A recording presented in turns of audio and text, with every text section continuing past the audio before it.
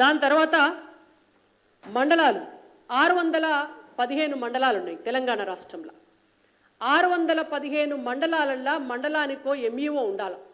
ఆ మండలంలో ఉన్నటువంటి స్కూల్స్ అన్నిటినీ కూడా పర్యవేక్షణ చేయడానికి 617 మండలాలు ఉంటే 15 మండలాలు ఉంటే సిగ్గుపోతుంది చెప్పుకుంటే 17 మంది ఎంఈఓలు ఉన్నారు తెలంగాణ రాష్ట్రంలో.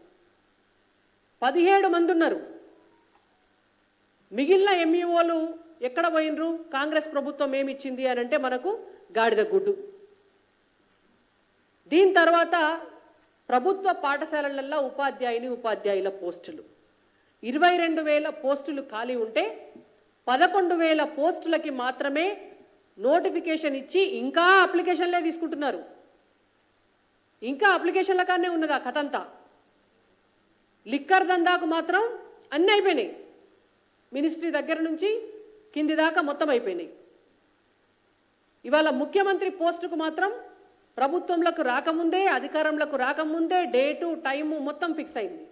కానీ ఇవాళ బడులను బాగు చేయడం కోసము విద్యాశాఖ మంత్రిని నియమించడం కోసము డిఈఓలను నియమించడం కోసము ఎంఈఓలను నియమించడం కోసము డిప్యూటీ ఎడ్యుకేషన్ ఆఫీసర్లను నియమించడం కోసము బళ్ళల్లా టాయిలెట్లు కడిగి ఊడ్చే స్కావెంజర్స్ను నియమించడం కోసము పాఠాలు చెప్పే ఉపాధ్యాయులను నియమించడం కోసం మాత్రం ముఖ్యమంత్రికి ఈ రోజు వరకు కూడా టైం సరిపోతలేదు.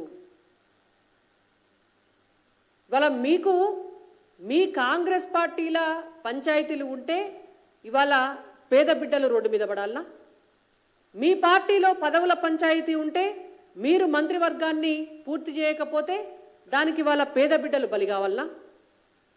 ఇలా కాంగ్రెస్ పార్టీలో విద్యాశాఖను నిర్వహించేటటువంటి సామర్థ్యం ఉన్నటువంటి నాయకులు లేరనే కదా అర్థం. ముఖ్యమంత్రి ఆయన దగ్గర ఎందుకు పెట్టుకున్నాడు ఈ శాఖను?